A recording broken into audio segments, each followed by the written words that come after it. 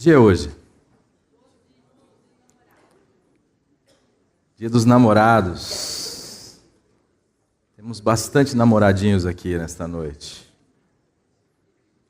É um dia especial para a gente poder pensar nas relações, no relacionamento.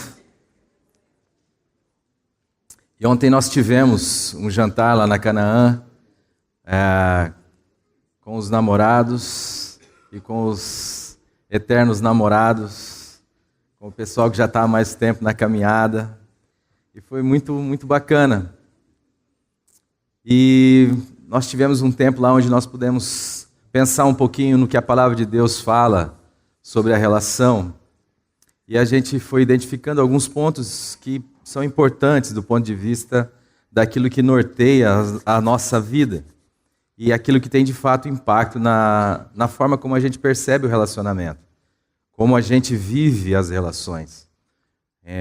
Principalmente dentro do ambiente marido e mulher, né? Principalmente dentro desse ambiente das relações que tem como objetivo a família. E percebendo algumas coisas, a gente pode agir de alguma forma que o relacionamento possa ser entendido da maneira como Deus pensa a relação. Porque se nós olharmos para as Escrituras, quando nós vemos o texto de Gênesis 1:26, o que nós percebemos é algo de Deus se revelando. E nós falamos um pouco disso ontem. Até aquele momento você percebe Deus agindo, a sua palavra atuando, haja luz e a luz acontece. Mas de repente você começa a perceber uma intenção, uma vontade, uma volição de Deus. E esta vontade é expressa dentro de uma comunidade, dentro de uma relação. A palavra ali no original é Elohim. Quando a Bíblia vai dizer assim, disse Deus. A palavra no original para Deus é Elohim. Façamos o homem à nossa imagem, conforme a nossa semelhança. O nosso Deus é o Deus façamos. O nosso Deus não é o Deus eu faço. Não é o Deus farei. O nosso Deus é o Deus comunitário. Ele é o Deus da comunidade. Ele é o Deus que se expressa na relação. É o Pai, o Filho e o Espírito Santo. Há ali a pericorese, a ciranda eterna, o bailar de Deus. E Deus então começa a se manifestar e a se expressar. E quando a primeira vez que ele se expressa numa vontade de criar ou de ampliar as relações.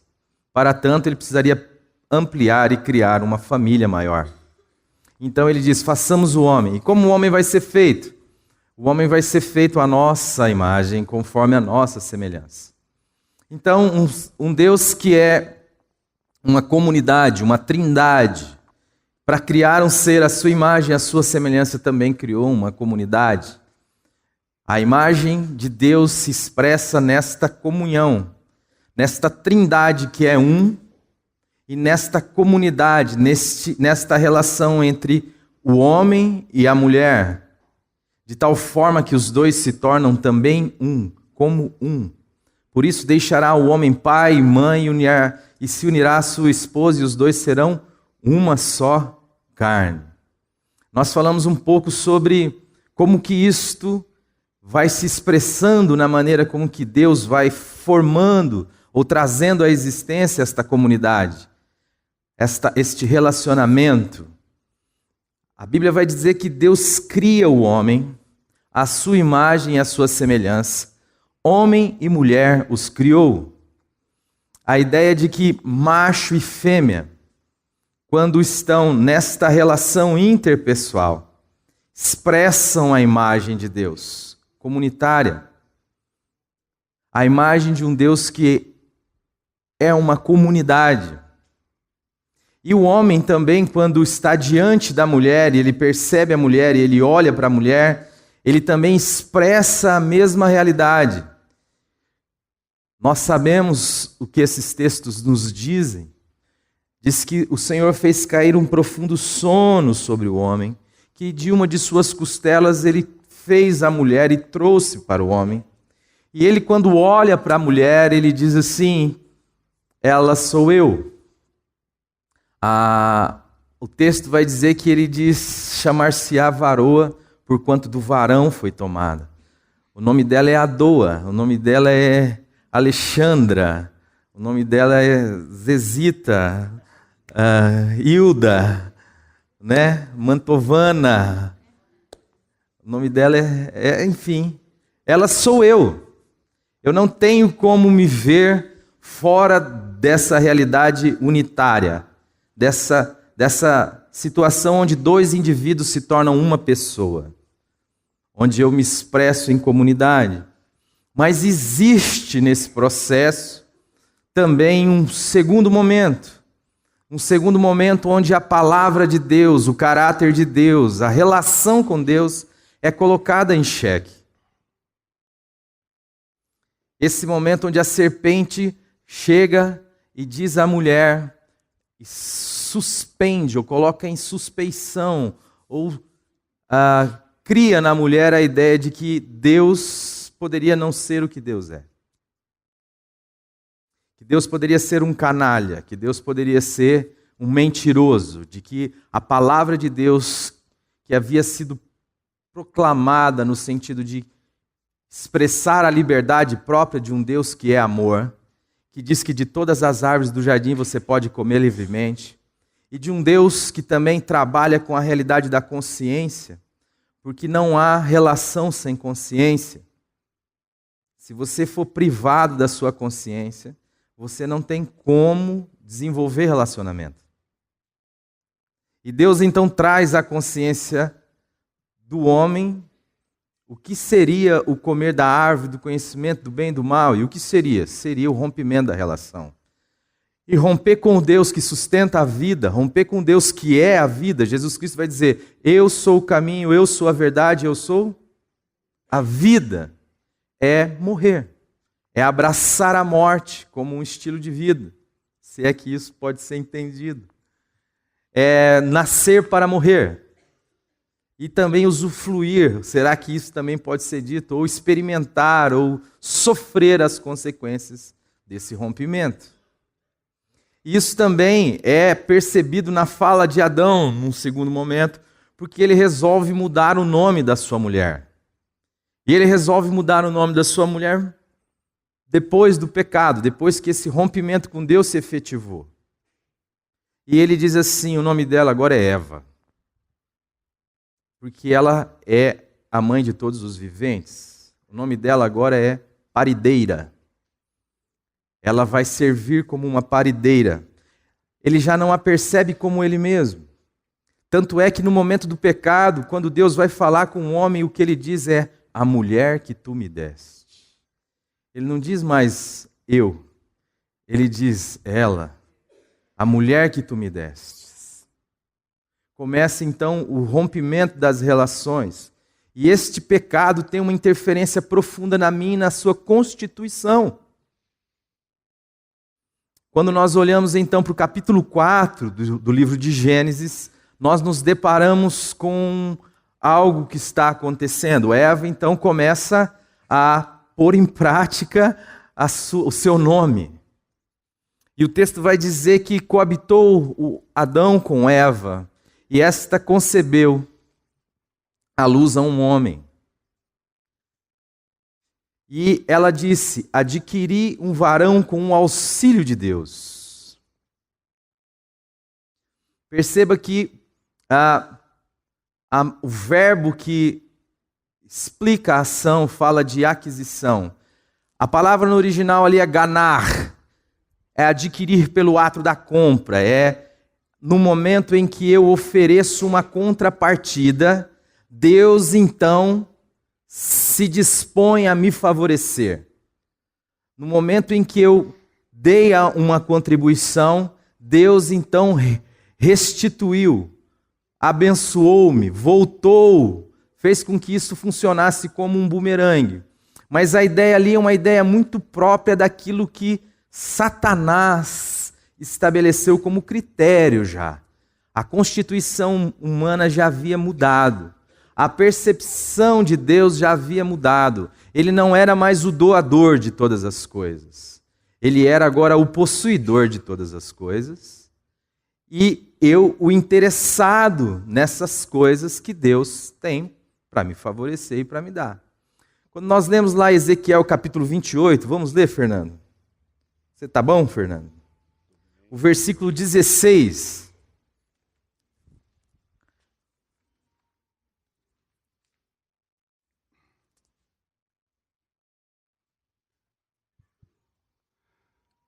A multiplicação do teu comércio se encheu o teu interior de violência, e pecaste, pelo que te lançarei profanado, fora do monte de Deus, e te farei perecer, ó querubim da guarda, em meio ao brilho das pedras. Elevou-se o Tá teu... ótimo, tá ótimo, tá ótimo. O texto vai falar e vai apontar para uma realidade que está... alguns estudiosos, eu também concordo com esse entendimento de que aqui o texto, apesar do rei Tiro ser alguém que de fato existiu na história, mas aponta, representa uma realidade que está para além dele. Do mesmo modo que os governos deste mundo também estão de fato apontando para uma realidade que está para além dele. Se você for olhar na história, esta gana, esta necessidade de adoração, esta necessidade de culto, manifesta pelos poderosos do passado e do presente, né? O culto ao imperador, há sempre uma representatividade humana de uma potestade, de uma realidade espiritual. E Satanás, aqui representado no texto de Ezequiel, é este ser que estabelece como meio de relação e de ampliar o seu poder, a sua forma de ser, como sendo o comércio. E o que é o comércio? O comércio é essa estrutura de barganhas, de trocas, onde eu preciso, de alguma forma, ter alguma contrapartida em detrimento de algo que eu quero, que eu desejo profundamente.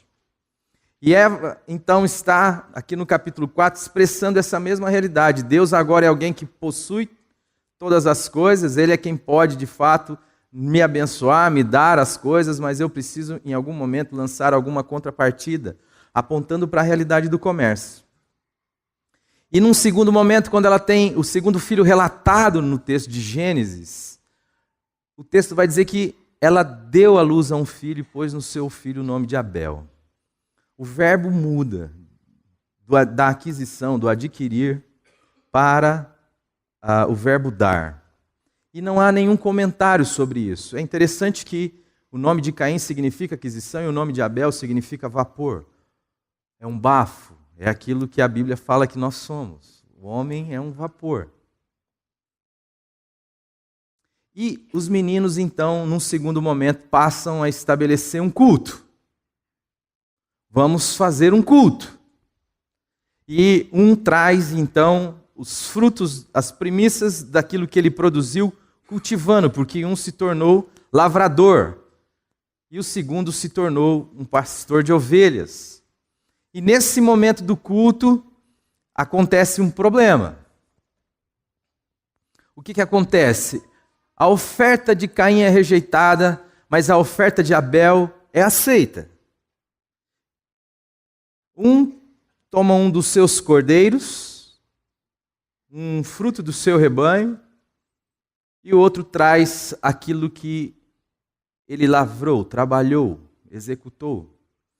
Aí também existe duas representatividades interessantes, porque o lavrar, o comer com o suor do seu rosto, é algo que vem por causa do pecado, da queda. Não que o homem não teria que lavrar o jardim, sim, mas isto serviria ou isto apontaria para a realidade de comunhão na relação com Deus, daquela ordem que Deus estabeleceu do homem que governa toda a criação, de que aquilo serviria de fato para a comunhão entre Deus e o seu filho, porque esta era a vontade de Deus para o ser humano, fazer do ser humano seu filho. É assim que nós queremos que aconteça com os nossos filhos, que eles tragam a nossa imagem, a nossa semelhança e que ele governe sobre tudo que é nosso. Bom, mas Abel traz a primícia do seu rebanho. E o rebanho é isto. Nós vivemos um contexto onde não há nenhum valor econômico, não há nenhum valor comercial na ovelha. A ovelha, a própria ordem que Deus criou, a fartura que está à volta, ela produz a ovelha. A ovelha também não tem nenhum inimigo natural, ela não tem nenhum predador, porque a alimentação ainda não havia mudado, ela só vai mudar o cardápio depois do dilúvio. Só a partir do dilúvio que o homem passa a comer carne, e os animais também.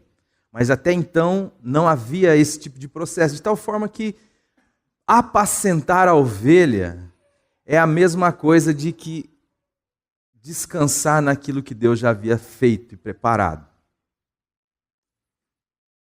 E Deus então aceita uma oferta, mas rejeita a outra. Mas a grande pergunta que nós fazemos aqui é: de onde tirou-se esta ideia?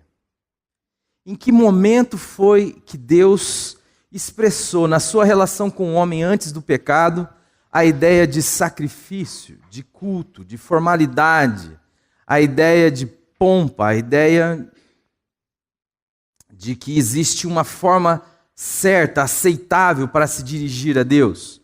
Como se dava a relação do homem com Deus antes do pecado? Porque os nossos problemas relacionais são afetados por isso. Como que era?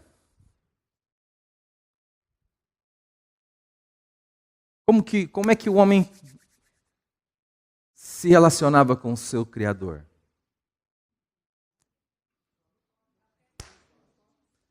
O Zé matou aqui. A ideia do relacionamento, a ideia do happy hour, era na viração do dia, Deus ia e se relacionar com o homem. E o texto é bem interessante, porque fala que o homem e a mulher estavam nus e não se envergonhavam. Havia uma relação de intimidade profunda. Em nenhum momento havia um ritual, um rito, um lugar especial. Não, era o encontro da vida, era o dia a dia, era a relação pura e simples.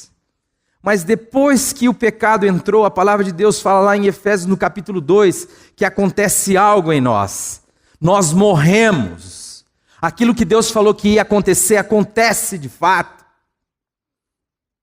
Quando Deus sopra o fôlego de vidas no homem, formou o Senhor Deus o homem do pó da terra, soprou em suas narinas o fôlego de vida e o homem tornou-se alma vivente. Esta palavra pode ser interpretada como fôlego de vidas. O ser humano é este ser que tem na sua constituição, na sua dimensão, algumas maneiras de você entender vida. Por isso, quando você vai para o capítulo 15 de Lucas, a partir do verso 11, quando você entende ali o filho pródigo que quer ser apartado do seu pai, da comunhão com o seu pai, a palavra de Deus vai dizer que o pai reparte os haveres. E quando você vai para a palavra haveres, a palavra ali é bios, porque é um tipo específico de vida. Mas a palavra de Deus também fala que nós temos a nossa ânima, a nossa alma. E a palavra de Deus fala que também nós temos o nosso espírito. E Efésios vai dizer que nós morremos no nosso espírito. O homem, quando rompeu com Deus, não caiu duro naquele momento. Ele simplesmente morreu do ponto de vista daquilo que gerava a relação entre ele e Deus. Porque Deus é o quê? Diz a palavra. Espírito. E como é que ele importa que a relação com ele seja vivida? Em espírito e em verdade. É o que está lá no capítulo 4 do livro de João, quando Jesus está conversando com a mulher samaritana.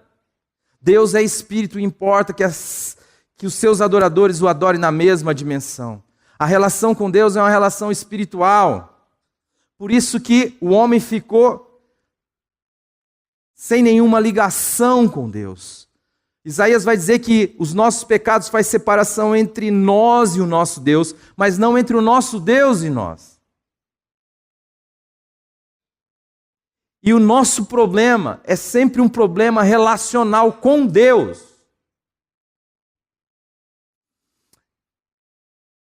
E por causa dessa morte espiritual, a Bíblia vai dizer também que sobre nós paira um limbo.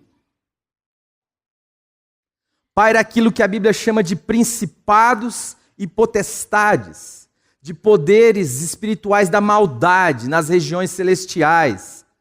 Não é céu, não é terra. É só você atentar para o capítulo 12 de Apocalipse, e a gente vai entender o que é essa estrutura que vive aí neste limbo. E agora você tem um homem vivendo pela sua alma, pela sua ânima e pela sua bios, sem relação com Deus, morto para a realidade de Deus, morto para Deus, para a comunhão com Deus, para a possibilidade de ver Deus. O que é o novo nascimento? Senão a restituição desta realidade, a possibilidade de se ver Deus, de se ver o seu reino. Como Jesus descreveu o novo nascimento. Aquele que não nascer de novo não pode ver o reino de Deus. Esta realidade está fechada, eu não consigo saber quem Deus é, como Ele pensa, como Ele age, não tenho intimidade. Mas agora, sujeito ao engano, vivendo por uma alma, e pela minha bios, eu passo a intuir sobre Deus, eu passo a concluir sobre Deus. E as minhas conclusões vão gerando expectativas em relação a Deus. E eu passo a viver então uma ideia onde eu preciso de fato barganhar com Deus. E isto começa a estruturar as minhas relações. E agora eu gostaria de ler 2 textos com os irmãos. Um texto de Mateus 27, 40 ao 42, e o texto de Atos 1, 6.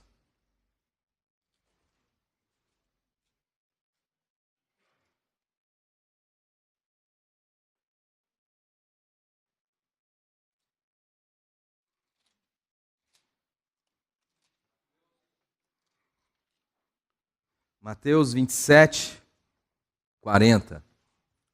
Ó tu que destróis o santuário e em 3 dias o reedificas, salva-te a ti mesmo, se és filho de Deus, e desce da cruz. De igual modo, os principais sacerdotes, como os escribas e anciãos, escarnecendo, diziam: salvou os outros, a si mesmo não pode salvar-se? É rei de Israel, desça da cruz e creremos nele. Atos 1, 6.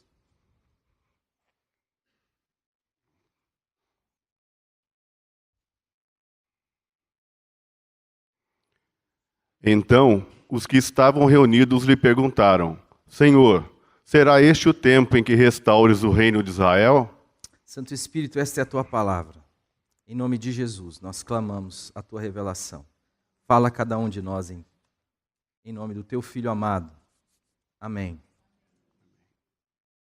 Bom, esta é a realidade que Jesus encontra no seu templo. A realidade de um templo que ele diz assim, isso aí não serve mais para nada.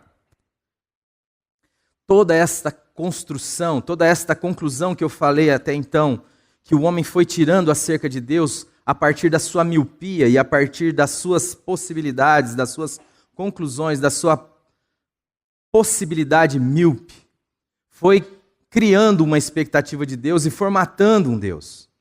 E Jesus, quando se apresenta como aquele que é a imagem real de Deus, aquele que habitava corporalmente a divindade, como Paulo vai dizer, quando ele chega e se expressa enquanto realidade, o que acontece é que as pessoas não o reconhecem, não sabem mais quem ele é, não concluem que aquilo que diante deles está de fato o Messias, mesmo em detrimento de todas as profecias sendo cumpridas em Jesus, mesmo em detrimento de todos os sinais messiânicos serem cumpridos em Jesus, olham para Jesus e não reconhecem em Jesus o Cristo. Mesmo Jesus, ao ser batizado, ao sair das águas, entrando na sinagoga, tomar o livro do profeta Isaías, dizer: o Espírito de Deus está sobre mim pelo que me ungiu para pôr em liberdade os cativos, dar vista aos cegos, pôr em liberdade os oprimidos, apregoar o evangelho aos pobres e o ano aceitável do nosso Deus. Ele está dizendo, eu sou ungido, o Espírito de Deus está sobre mim pelo que me ungiu para. Eu sou o Messias. Quando Jesus, não basta você dizer que é o Messias, você precisa de todo um escopo dessas realidades que eu falei para os irmãos. As profecias têm que apontar para você, os sinais messiânicos têm que apontar para você. Jesus, quando cura o leproso, ele diz assim, você não fala nada para ninguém, mas você vai até lá ao templo e oferece o sacrifício que Moisés pediu.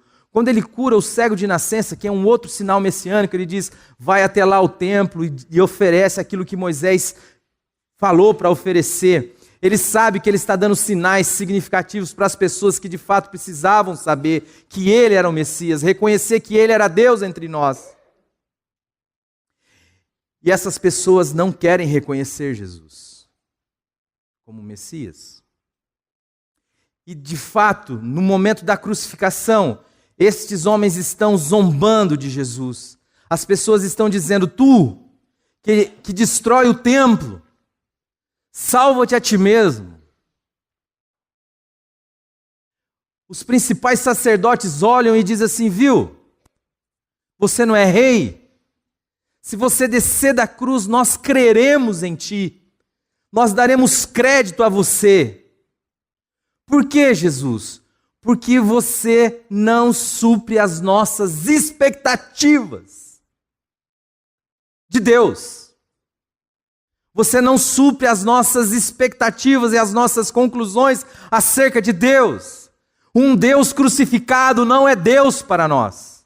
A maioria daquilo que nós chamamos de fé cristã hoje não reconhece o Cristo crucificado como Deus. Estranha, ainda que traga em suas estruturas o símbolo da cruz, a palavra cruz, enfim, tudo aquilo que faz parte, a história da morte, da ressurreição, todo aquele que se atrever a se denominar como fé cristã, precisará necessariamente falar da cruz.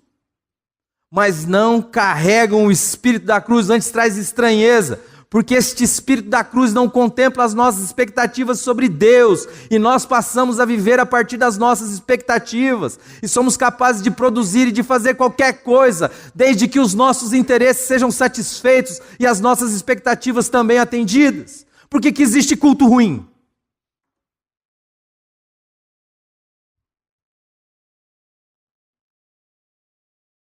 Por que existe culto ruim, gente? Porque não atendeu às minhas expectativas, como o Hildo falou. Eu não gostei do louvor, não gostei da pregação. Deus é meu. Deus é para mim. Eu não posso imaginar um Deus crucificado, porque seguir a Jesus significa negar a si mesmo, tomar a sua cruz e dia a dia segui-lo, ir após ele. E não tem endereço diferente para aquele que for discípulo de Jesus. Se Jesus foi para a cruz, meu irmão, você não irá para outro lugar. Se a cruz foi aquilo que estava imprimido em cada ação de Jesus, a mesma coisa acontece com os seus discípulos. Mas veja, eu quero um Deus para mim. Muita gente está disposta a servir Deus, a oferecer coisas a Deus, sacrifícios a Deus, louvores a Deus, desde que nesse processo ela seja reconhecida. E em sendo reconhecida, os seus anseios, os seus desejos, as suas vontades, sejam então atendidas por Deus. Eu não quero relacionamento com Deus, eu sou como o filho que ficou. Eu quero fazer tudo o que me foi mandado, desde que no final das contas eu seja retribuído, que o meu trabalho seja reconhecido, que a minha ida à igreja seja reconhecida, que a minha leitura bíblica seja reconhecida, que a minha oferta seja reconhecida.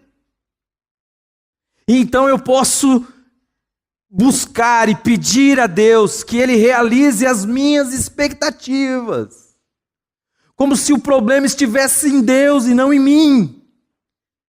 Como se o problema fosse um Deus exigente e não o meu pecado. Como se o problema fosse a conversão de Deus e não a minha. Eu estou fazendo de tudo para que Deus se converta a mim, a minha necessidade. Se esse Deus não se converte à minha necessidade, Ele para mim não é Deus. Porque eu vou vivendo das minhas expectativas. E o meu Deus é o meu ventre. Você cultua? Cultuo. Você vai à igreja? Vou. Você é envolvido no ministério? Sou. Você é pastor? Sou. Por quê? Por causa do meu ventre. Porque me interessa.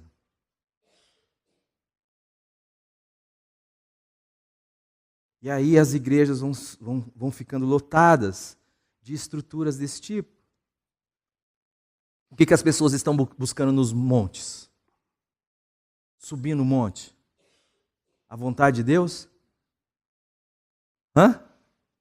Ou a sua vontade? Eu preciso sacrificar para quê? Para que a vontade de Deus seja feita? Não, para que a minha vontade. Para que eu preciso buscar o reino de Deus e a sua justiça? Porque ela é boa? Porque ela é perfeita? Não, porque eu quero que todas as outras coisas me sejam acrescentadas. Vocês estão entendendo, meus amores? Essa estrutura que está pesando sobre mim e sobre você também influi nas nossas relações. Gente que lota igreja, gente que faz marcha para Jesus, gente que faz o que pedir para que Deus faça o que ela quer. Porque Deus é alguém que ela desconhece, ela não quer conhecer Deus, ela não quer ser conhecida de Deus. A palavra de Deus nos ensina em Mateus capítulo 7 que algumas pessoas naquele dia vão dizer ao Senhor: Senhor, em teu nome não expulsamos nós demônios, em teu nome não profetizamos, não realizamos nós cura. E Jesus vai dizer assim: em verdade vos digo que eu não sei nem quem vocês são. Sabe por quê? Porque todas essas coisas foram feitas não para ser conhecido, foram feitas para serem reconhecidos. E às vezes nós estamos vivendo as nossas relações da mesma forma. Nós geramos expectativas sobre o nosso cônjuge, sobre a nossa esposa, sobre o nosso esposo, sobre o nosso filho, sobre a nossa filha. Eu atendendo uma mulher aqui, e ela dizendo assim para mim: pastor, eu não sei mais o que eu faço com o meu filho. Eu não sei mais o que eu faço, ele é áspero comigo, ele é rude comigo, ele vai para a balada, ele chega bêbado em casa, se tem uma festa da família, quando eu chego, ele sai, vai embora. Eu não sei onde eu errei, pastor, porque nós fizemos ele participar da igreja desde pequenininho, ele participou de tudo, do maternal, do infantil, dos juniores, mas quando ele foi crescendo, acabou essa realidade, agora eu não posso mais fazer nada, eu não sei mais o que eu faço, pastor. E eu falei assim: eu só queria fazer uma pergunta para você, amada. Você ama o seu filho? E ela disse assim: claro que eu amo. Eu falei: não, querida, você não ama o seu filho. E ela ficou brava comigo, saiu fora. Tá bom, vamos acabar a conversa aqui, tchau. Eu atendi ela toda quarta-feira. Aí ela chegou em casa, o marido dela falou assim: o que aconteceu? Você está aborrecida? Um pastor lá falou bobagem. O que ele falou? Ele falou que eu não amo nosso filho. Aí ele falou assim: mulher, você faz 5 anos de terapia, não adianta de nada. Agora que esse pastoreco falou um negócio aí, você está toda revoltadinha. Por que você não ficou lá para terminar de ouvir o rapaz? E aí na outra semana ela voltou. Eu falei: querida, deixa eu explicar para você o que está acontecendo. Você ama mais um ideal que você criou do seu filho, um projeto que você tinha para ele. E eu vou dizer para você o seguinte: ele falhou no projeto. Ele não conseguiu ser o que você gostaria que ele fosse. E sabe o que acontece? Você é a pessoa que ele mais gostaria de agradar no mundo, talvez. De tal forma que a única maneira dele sobreviver é negando a importância sua para ele, a sua palavra para ele. Então, quando está lá acontecendo a festa da família que você chega, sabe quem que chega lá na festa? Chega a pessoa que ele gostaria mais de ter agradado, mas que se tornou um monumento ao seu fracasso. E ele não sabe como lidar com isso. Então o que ele faz? Ele rompe com você. Ele rompeu com você. Sabe o que você precisa? Você precisa ir lá e pedir perdão para o seu filho. E você precisa ir lá e dizer que você o ama, como ele é. E essa mulher foi e fez isso. E daí ela ficou vindo às quartas-feiras. E ela foi me falando dos avanços que isso produziu na relação. Ela chegou um dia e falou: pastor do céu, você não sabe o que aconteceu? Meu filho foi no meu trabalho. Eu achei que alguém tinha morrido, tinha acontecido alguma tragédia, uma desgraça aconteceu. E quando eu falei: aconteceu, filho? Ele disse assim: não, mãe, só passei aqui para te ver. Pastor, para você pode não significar nada, pode ser uma bobagem, mas você não sabe como que isso foi precioso para mim. E você não sabe como que isso significa para a nossa relação.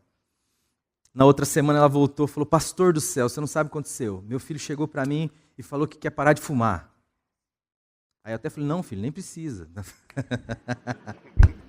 Ela já quer parar de fumar. Eu não falei nada, pastor, eu só falei: não, querida, ajuda ele agora.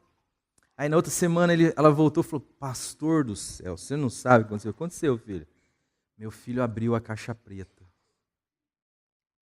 Meu filho começou a contar toda a sua vida para mim. Eu falei: filho, sabe onde é que a gente abre a caixa preta? Sabe onde é que a gente pode ser aquilo que a gente é? No lugar onde há amor. No lugar onde há aceitação. Você projetou uma realidade que não pôde ser cumprida. E é isso que nós fazemos com as pessoas, com a nossa esposa. Nós gostaríamos que a nossa esposa fosse do jeito que nós... O último entreveiro que eu tive com a meu tesourinho ali, carinha dela quer que faz um buraco ali agora. E eu conversando com o irmão, a primeira coisa que o irmão falou assim: ó, o problema seu e o dela é de relacionamento com Deus. A gente acha isso trivial, mas quando você vai ver, é isto mesmo. E daí eu cheguei para ela e falei assim: amor, sabe por que a gente está assim? Orgulho. A gente acha que a gente é mais do que na realidade nós somos. Quando você encheu o seu coração de rancor por causa do seu marido, quando você encheu o seu coração de rancor por causa da sua esposa, você pode ter certeza, você se acha o tal.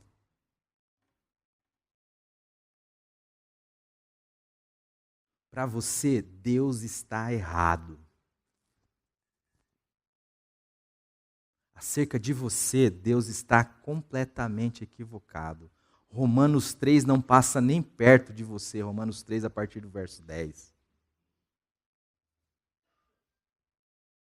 Você está cheio de direitos porque você fez tudo o que fez para ser reconhecido, reconhecida, e não foi. Você está cheio de direitos e cheio de rancor porque você viveu numa estrutura anticruz, antigraça, anti-evangelho. Na estrutura da barganha, do negócio. Eu faço aqui para você me restituir ali depois. Eu fiz uma vez, você não restituiu. Eu fiz de novo, você não restituiu. Eu fiz de novo, você... Ah, não. Por que os casamentos acabam? Porque uma expectativa gerada foi quebrada.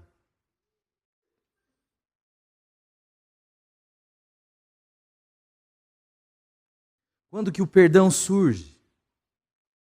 Quando a gente se reconhece tão quebrado quanto o outro, tão errado quanto o outro, tão necessitado de graça, de misericórdia, de amor quanto o outro. A Bíblia vai dizer que Deus encerra quantos debaixo do pecado? Todos. Para usar do quê? De misericórdia para com todos. Irmãos, eu não creio nessa estrutura que diz assim, 10 passos para um casamento feliz. Sabe por quê? Porque a gente é diferente demais. Na faculdade de psicologia, os caras colocavam a gente para ficar vendo um rato lá, né? Eu olhava assim e falava: meu, deve ter alguma experiência com nós aqui que estão fazendo. Alguém está filmando a gente aqui, porque você tem que olhar para o rato e ficar anotando. Ele coçou o bigode. Aí você anota lá quantas vezes ele coçou o bigode.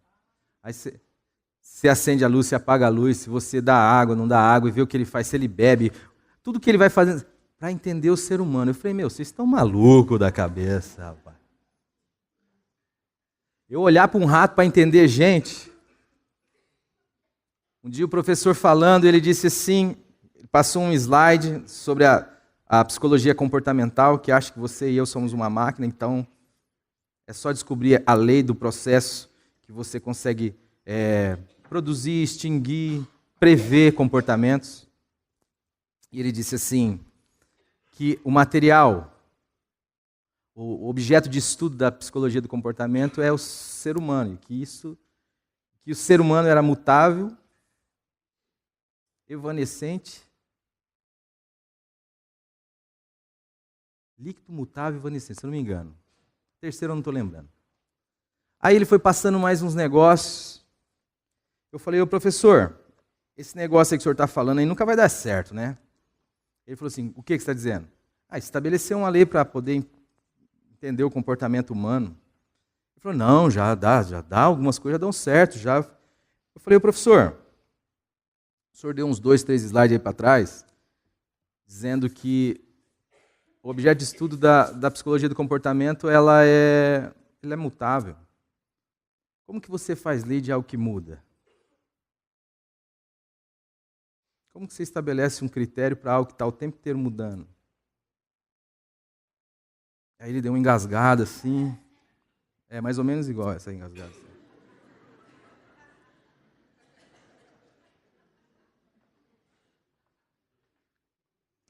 E outra.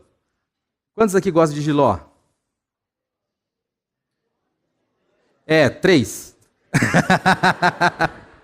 A maioria não. Por que uns gostam, outros não gostam? Deus nos chama não para dar mapinha para nós. A palavra de Deus vai dizer que, lá no capítulo 11 de Hebreus, que Abraão foi para uma terra que ele nem sabia onde era. Deus não dá mapa. Sabe por quê? Porque a vida não tem cerca. A vida do Espírito é igual o vento. Você não sabe de onde vem nem para onde vai. É a dimensão de cada dia, cada homem, cada mulher, cada relação precisa ser descoberta na caminhada. E a única coisa que nós precisamos de fato é saber que nós somos discípulos do Cristo. Que habita em nós o Espírito do Cristo. E se o Espírito do Cristo habita em nós, nós somos chamados a olhar para o nosso Pai. E a nossa fé serve não para que Deus faça a nossa vontade, mas para que nós possamos fazer a vontade do nosso Pai que está nos céus. De tal forma que, como Ele se move, eu me movo igual, porque assim como Jesus vai dizer, eu não posso nada de mim mesmo, eu só faço aquilo que vejo o meu Pai fazendo, e segundo Ele fala, eu julgo a vida. E aí o nosso olhar um para o outro vai ser o mesmo olhar de misericórdia de Deus um para o outro. Porque o amor, Deus já providenciou, diz a palavra, já foi derramado em nosso coração pelo Espírito Santo de Deus. Agora nós ficamos olhando a partir das nossas... Eu já fiz isso, eu já peguei Bíblia para esfregar na cara da minha mulher, dizendo que ela estava errada, eu estava certo. Você já imaginou se Deus pega a Bíblia para esfregar na minha cara que eu estou errado, que Ele está certo? Deus não veio fazer isso. Quando o Senhor está diante de uma mulher que foi pega em flagrante adultério, a sua palavra é, eu não vi.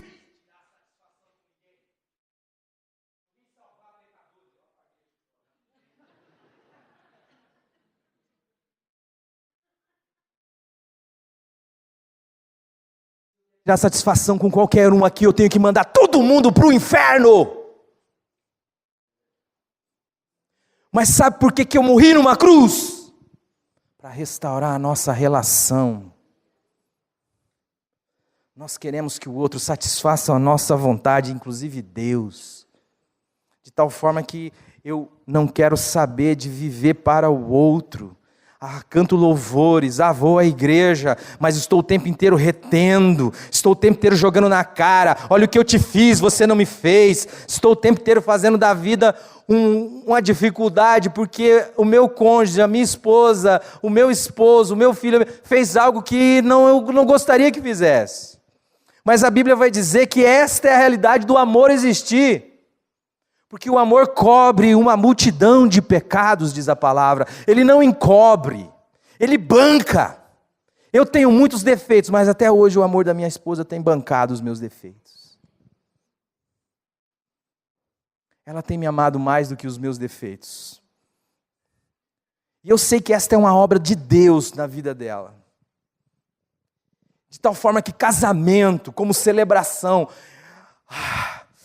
sabe, aquilo que o vinho novo não acaba. Há sempre a alegria. Há dificuldades, a luz existem, lógico, fato. Mas existe um poder da ressurreição, o poder que emana depois da crucificação. Depois que nós passamos pela cruz. Depois que nós morremos, vem a ressurreição. O grão de trigo caindo na terra, não morrer, fica só. Mas se morrer, produz fruto. Não existe vida da ressurreição sem a morte com Jesus Cristo. De tal forma que a gente tem um problema relacional, sim, temos. Por quê? Porque nós temos um problema relacional com o Senhor. Nós não conseguimos reconhecer no Senhor um Deus crucificado. O que nós vemos em Atos 1,6 é uma expectativa daquele povo. Será agora que o Senhor vai restaurar o reino a Israel? Não, fica quieto, filho. Vai ser agora, vai ser depois. Isso é com o Pai.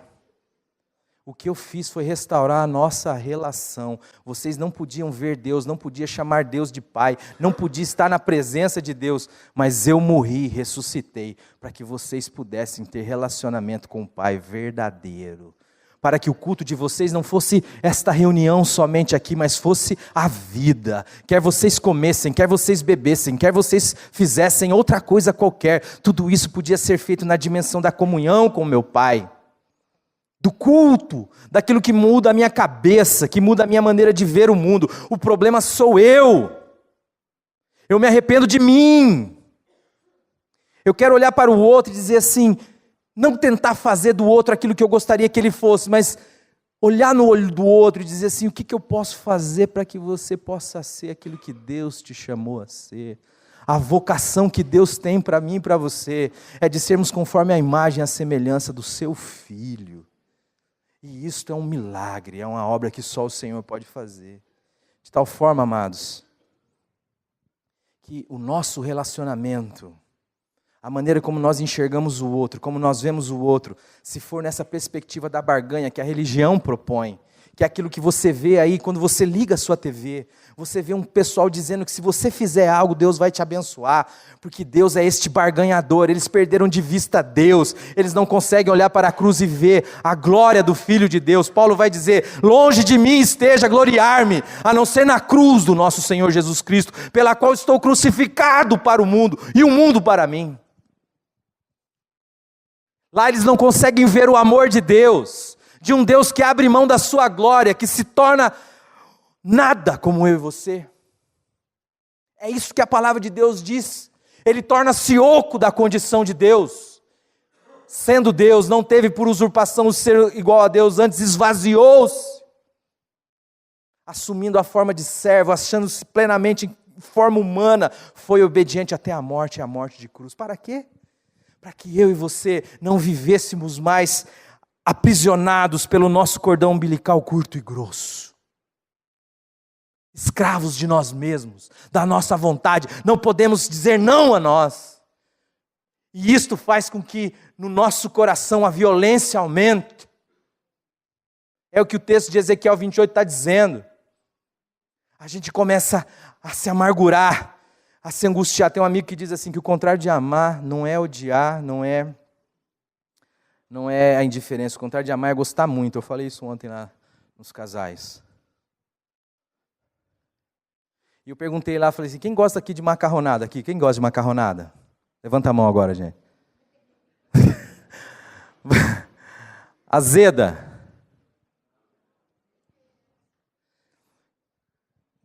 Esse amigo diz assim, quando a gente fala macarronada, o cara ele já idealiza a macarronada. É aquela macarronada, sabe, da nona, assim, com aquele molhão bolonhesa, assim, aquele queijinho esparramado, aquela folhinha de manjericão. Ele fala assim, displicentemente jogada sobre a travessa. Mas quando a gente fala assim, azedo, a galera... Sabe por quê? Porque o pessoal não gosta do macarrão. O pessoal gosta do prazer que o macarrão dá.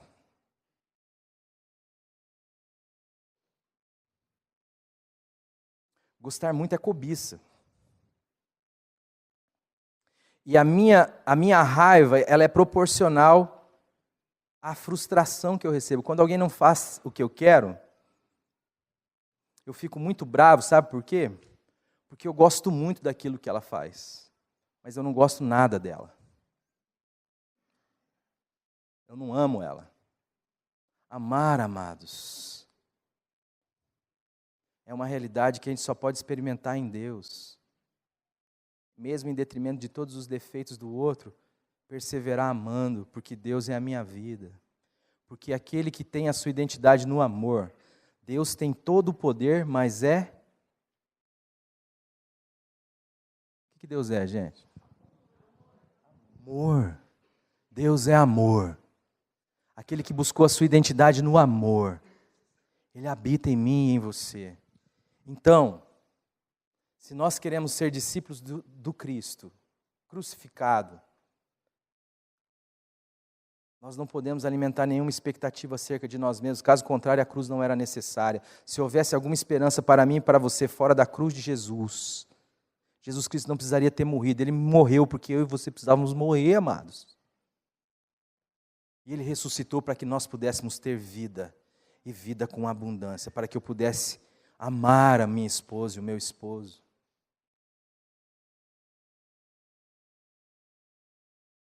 Para que eu pudesse perdoar, sabendo que do meu lado tem alguém extremamente falho, mas Deus tem depositado no meu coração, pela vida do Cristo em mim, amor pela minha esposa, capaz de suplantar todos os erros da minha esposa. E amor da minha esposa por mim, capaz de suplantar todos os erros dela em relação a mim. Porque errado é o que nós somos, é ou não é, Zé? É ou não é, Cídio? O que nós somos? E aí nós vamos querer ficar tirando satisfação com o outro? Quando a Lili quer ficar sem falar comigo, eu falo, amor, você vai ficar sem falar comigo o resto da vida? Ela fala, não. Eu falo, então vamos conversar agora, né?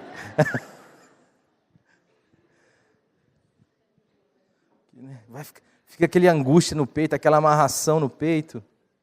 Gente, eu tinha um monte de coisa aqui para falar, só que não vai dar tempo. Mas aquilo que eu estou querendo dizer aqui nesta noite sobre nos dias dos namorados é que os nossos relacionamentos dependem do nosso relacionamento com Deus. E que a qualidade de vida do nosso relacionamento depende da qualidade de vida que nos habita. Se esta vida velha das barganhas é quem nos governa, então o máximo que a gente pode estar fazendo é um monte de coisas, esperando ser reconhecido e recompensado depois. Mas se você é um crucificado em Jesus Cristo, saiba de uma coisa, você sabe que Deus perdoou você e que não foi pouco. E a palavra de Deus fala que quem provou perdão, perdoa. Eu não posso ser perdoado e reter o perdão. E a palavra de Deus fala que Deus derramou em nós o amor pelo Espírito Santo que nos foi dado. Sabe por que Deus derramou em nós amor? Para que você possa amar, amado. Para que você possa perdoar. E isto você não aprende. Isto é a manifestação da vida. É Cristo em nós, a esperança da glória. Que você nesta noite, junto com a sua esposa, com o seu filho, qualquer relação, isso impacta tudo, viu, amados? No seu trabalho, na sua empresa, como você olha os seus funcionários, como você lida com o seu patrão, como você trata os seus clientes. Você hoje, nesse dia dos namorados, possa dizer o seguinte, ó, em nome de Jesus, eu quero pedir perdão, eu quero dizer que te amo.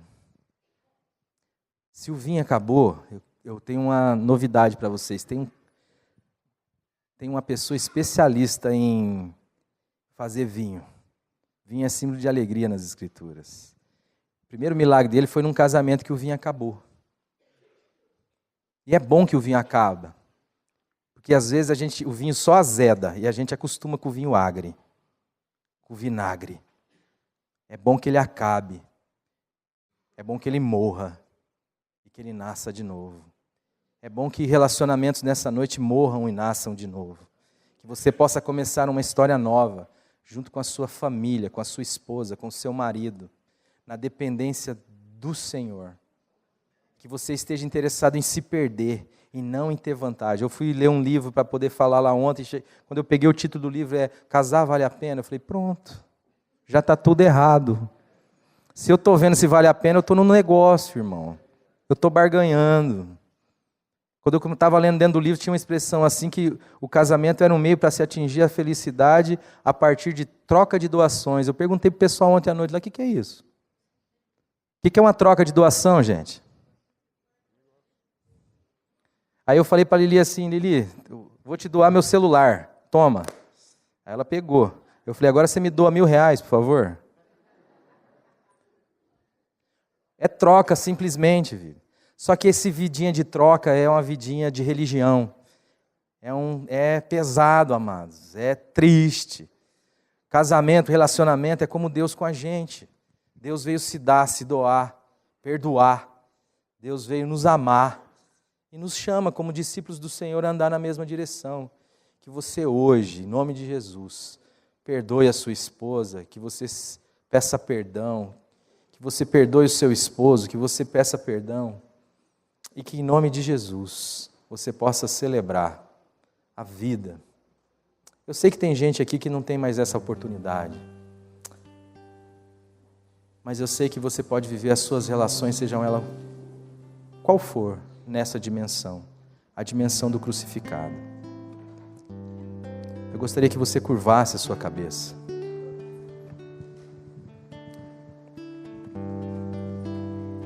Paizinho querido, em nome do Senhor Jesus Cristo, Pai, estão aqui homens e mulheres carecendo, Senhor, de revelação da Tua palavra, de restauração das suas relações contigo, Senhor. Quantos aqui têm medo do Senhor?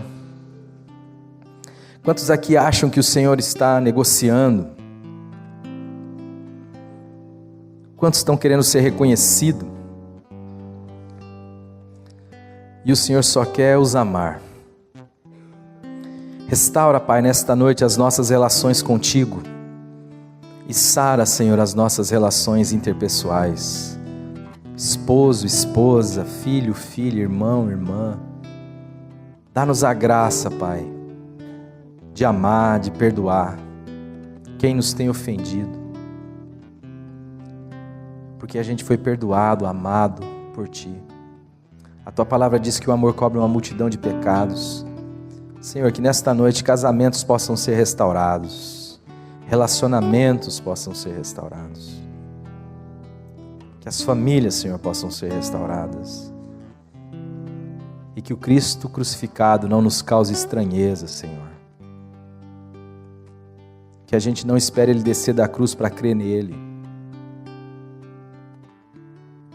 Mas que a gente reconheça no Cristo crucificado a maior prova de amor que o Senhor tem por cada um de nós. E o convite que o Senhor nos faz é para amar um ao outro. Que nós seríamos conhecidos como filhos e filhas de Deus quando nós nos amássemos. Perdoa, Senhor, os nossos erros. Perdoa os nossos pecados. E restaura, Senhor, a nossa casa, a nossa vida, os nossos relacionamentos em nome de Jesus. De tal forma que a Tua imagem seja vista nas nossas relações. Que a nossa casa brilhe, Senhor, como luzeiro no mundo em trevas. Que haja alegria, porque a Tua palavra diz que o Teu reino não é comida nem bebida, mas é justiça, gozo, paz e alegria no Espírito Santo. Opera assim, Senhor, no meio da Tua igreja. Restaura-nos, Senhor, nós precisamos. Em nome de Jesus. Amém. Livraria PIB Londrina. A Livraria PIB Londrina procura selecionar cuidadosamente seus títulos e autores a fim de oferecer conteúdo alinhado com o Evangelho de Jesus Cristo. Bíblias, livros de teologia, filosofia, devocionais, literatura infantil, biografias, comentários bíblicos e muito mais. Dispomos também de um acervo de CDs e DVDs das quase 4.000 mensagens ministradas na primeira Igreja Batista em Londrina. Visite a Livraria PIB Londrina e conheça ainda mais. Livraria PIB Londrina, de segunda a sexta, às 13h30 da tarde, às 6 horas. Endereço: Avenida Paraná 76A, próximo ao Calçadão, no centro de Londrina. Ligue para 3372-8921 e acesse o site www.livrariapiblondrina.com.br.